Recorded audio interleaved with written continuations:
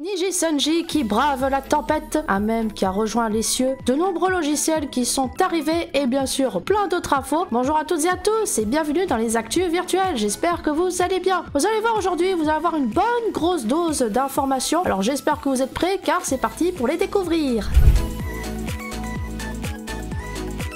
Petite parenthèse pour vous parler de ma dernière convention à Digital Games à Paris, porte de Versailles. Il faut savoir que l'événement, pour le coup on avait un public assez varié, sachant que le vendredi était plus ou moins consacré aux écoles et le samedi au grand public. Nous avons eu un peu de tout, que ce soit des enfants émerveillés, surtout par le fait que j'étais apparu en écran, et par des adultes très intrigués par la technologie. À la base ce n'était pas prévu, mais finalement j'ai décidé d'apparaître en écran et d'interagir avec les gens, ce qui a énormément plu, que ce soit les petits comme les grands. D'une manière générale, les gens étaient vraiment intéressés par le VTubing, beaucoup de personnes découvrent encore le concept, mais il est clair qu'il y a de plus en plus de gens qui en ont déjà entendu parler et ça c'est une bonne chose. Je remercie donc toutes les personnes d'être passées me voir et bienvenue aux nouveaux viewers qui me découvrent maintenant sur ma chaîne YouTube depuis la convention. N'hésitez pas à écrire en commentaire si c'est votre cas et sachez que j'ai sorti une compilation des deux conventions que j'ai pu faire au mois de mai, donc si vous voulez voir ce que ça donnait, n'hésitez pas à aller la voir. Vous allez voir, c'est très court, ça dure à peine 2 minutes. Je remercie également la maison d'édition Château avec qui j'étais en collaboration durant la convention pour ces 2 jours qui ont été très intense mais très intéressante, ainsi que la convention pour l'opportunité de faire découvrir le VTubing au grand public. Alors c'est une nouvelle assez spéciale, surtout connaissant le contexte actuel, mais Niji Sanji est en collaboration avec la NBA, qui n'est rien d'autre que la ligue de basketball la plus connue au monde. 30 VTubers de Niji Sanji vont y participer et chacun d'entre eux va représenter une équipe de la NBA. La collaboration se déroulera en 3 phases avec 10 VTubers et 10 équipes sélectionnées à chaque phase. Il y aura des goodies, des illustrations spéciales avec cette collaboration qui seront disponibles à l'achat, non seulement au Japon, mais bien sûr à l'international. Malgré la tourmente par laquelle est passée l'entreprise, il est clair qu'elle continue à faire son bout de chemin. Beaucoup d'événements se déroulent au sein de l'agence, notamment un nouveau recrutement de VTubers et bien d'autres choses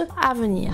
C'est une triste nouvelle pour le monde de l'internet. La célèbre chaîne du nom de Kabuso, connue sous le nom du Dodge, est décédée ce vendredi 24 mai. Ce Shiba Inu était certainement le chien le plus célèbre d'internet. En effet, à partir de cette photo datant de 2010, c'est là que ce petit chien, par son attitude très posée, avec ses petites pattes croisées, que le Dodge est né. Tant que même internet disant un humour très kitsch et troll sur les bords. Surtout quand on l'associe à des phrases écrites en comics sans MS, et oui, à l'époque, le mauvais goût était à la mode. Je vous raconte pas. Par ailleurs, le mème du Dodge a été tellement reconnu qu'il a fini par être l'effigie d'une crypto-monnaie, le Dogecoin, qui était en quelque sorte une crypto-monnaie troll pour faire face au Bitcoin. En 2021, sa valeur a explosé à plus de 30 000% car Elon Musk en avait fait la promotion sur Twitter. Malheureusement, en 2022, Kabuso a souffert d'une leucémie et de problèmes de foie, mais pour autant, elle continuait à poser avec des fans et d'après la propriétaire de Kabuso, elle s'en est allée paisiblement. Bien qu'elle soit partie, le Dodge meme restera toujours ancré dans la culture internet et je voudrais savoir si certains ou certaines d'entre vous ont connu la bonne époque du Dodge meme.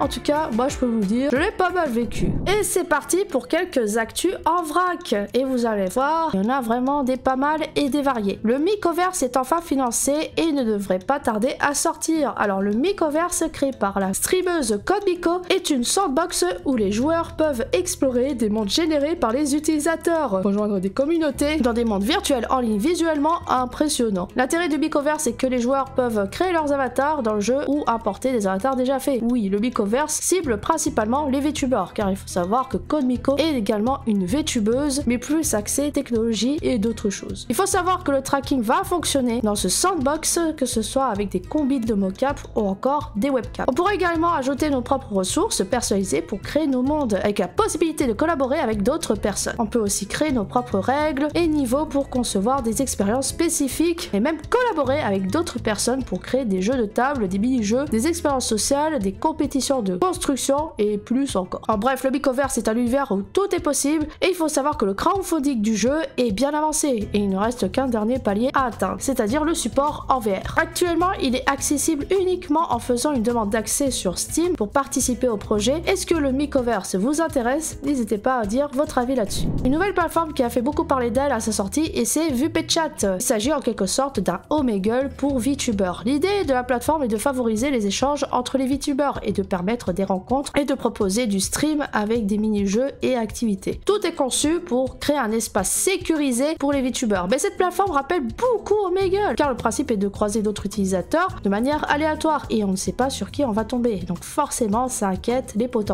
utilisateurs. Cependant le site indique que l'on peut rejoindre uniquement par invitation, donc ça veut dire qu'ils doivent checker qui rentre dans ce système et qu'ils ont mis en place des moyens pour éviter le troll et les problèmes no safe for work. Et une autre application qui nous est arrivée, c'est AniLive. Alors c'est une nouvelle plateforme créée par Anoverball qui vous permet de regarder et de faire du stream en tant que VTuber. C'est au format vertical et va vous permettre de diffuser avec votre avatar virtuel sans avoir besoin de logiciels externes, tout en ayant bien sûr un chat intégré. L'application promet une expérience à faible latence, ce qui signifie que vous n'avez pas besoin d'avoir la meilleure connexion internet possible pour streamer, et pour l'instant elle est disponible en version bêta sur iOS, mais il prévoit le déploiement sur Android plus tard. Alors nous avons déjà parlé de cette affaire où la dessinatrice mangaka des carnets de l'apothicaire qui a eu des soucis avec le fisc japonais. Eh bien sachez qu'elle a été jugée coupable d'évasion fiscale pour avoir évité de payer 47 millions de yens, c'est-à-dire 274 000 euros. Nico Kurage a déclaré qu'elle va étaler ses paiements sur plusieurs années pour rattraper le retard de paiement des impôts, et il faut savoir que l'éditeur de la dessinatrice l'a averti de conséquences possibles s'il y a des problèmes, comme le fait que le manga pourrait être annulé. Dans tous les cas, elle dit vouloir rattraper son retard et également payer ses retards de paiement, mais pour l'instant, rien de nouveau à propos du manga des carnets d'apothicaire, les choses semblent se continuer. Twitch a fait un rétropédalage concernant les abonnements des souscriptions aux chaînes. En effet, il faut savoir que le tiers 1 des subs va passer de 3,99€ à 4,99€, soit un petit retour en arrière du montant des subs du tiers 1. Et Twitch justifie cela en disant qu'ils souhaiteraient aider les créateurs à créer et à développer leur communauté dans le monde entier, en ajustant les prix des abonnements. Oui, parce que l'augmentation ne concerne pas que la France, mais plusieurs pays dans le globe. Info de dernière minute qui nous a été donnée il y a quelques jours. Pour la première fois en France, voire même en Europe, la célèbre agence de VTubers HoloLive sera présente à la prochaine Japan Expo. Pour l'instant, nous n'avons pas beaucoup d'indications concernant leur apparition, mais cela se fera sous le label de HoloLive Meet. Nous en avons déjà parlé il y a très longtemps, mais HoloLive Meet est une initiative visant à permettre aux VTubers de HoloLive de participer aux conventions sous forme de stand, notamment avec un grand écran où les VTubers de l'agence pourront interagir avec les visiteurs et leurs fans. Bien qu'on ne sache pas si cela va se passer de cette manière, c'est une possibilité. Les ambassadeurs et ambassadrices actuels du HoloLive Meet sont Shirakami Fubuki, Kobo Kanaeru,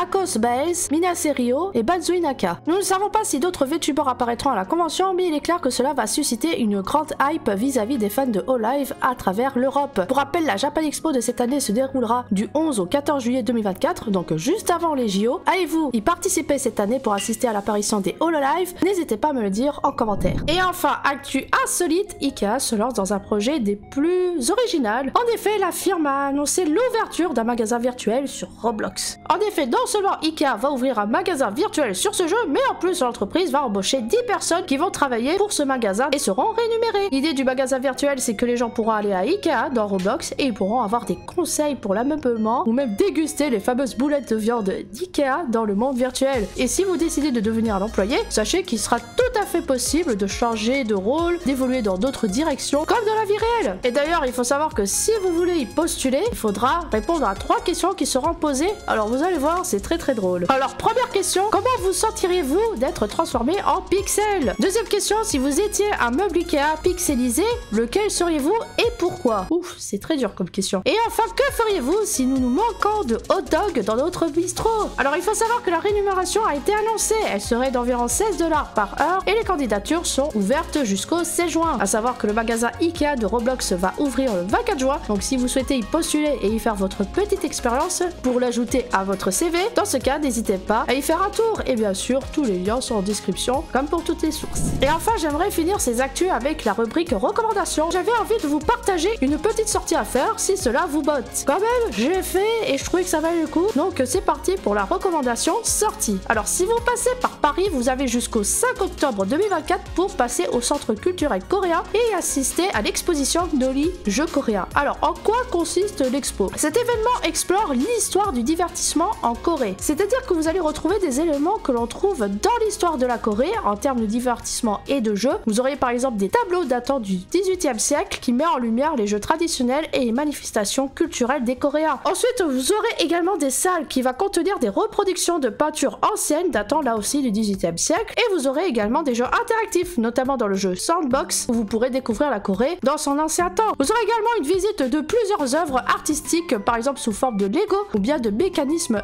assez sympas à voir, et il y aura beaucoup de choses avec les termes du métaverse et du futur qui y sont abordés. Et pour la fin, vous allez voir, ce sera direct au rez-de-chaussée, mais vous aurez une exposition qui est liée à l'e-sport sud-coréen, notamment en mettant en lumière les débuts de l'e-sport avec des jeux comme StarCraft ou encore League of Legends. Et vous aurez beaucoup d'historique en rapport avec les LCK, c'est-à-dire les League of Legends Champions coréens, où vous allez voir plusieurs objets associés à cet événement. Alors pour l'avoir fait, je trouvais que c'était hyper intéressant et j'ai beaucoup aimé le fait qu'il y ait un peu un mélange du passé et du futur, si je puis dire. Et sachez que cette exposition est entièrement gratuite et libre d'accès, donc vous n'aurez pas besoin de réserver votre place. Vous pouvez y entrer directement. Sachez d'ailleurs que durant toute la durée de l'exposition, vous pourrez retrouver des spectacles, des expériences immersives, des concerts, des ateliers, des conférences et plein d'autres choses, mais ça pour le coup il faut voir sur le site qui sera mis en description si vous voulez vous renseigner là-dessus. En bref, si vous êtes un fan de culture coréenne et de jeux et que vous êtes intéressé par la tradition ainsi que par le domaine de l'e-sport coréen, et ben sachez que cette exposition est faite pour vous. Ça se passe à Paris dans le 8e arrondissement et cette exposition se déroule depuis le 24 mai et se termine le 5 octobre 2024.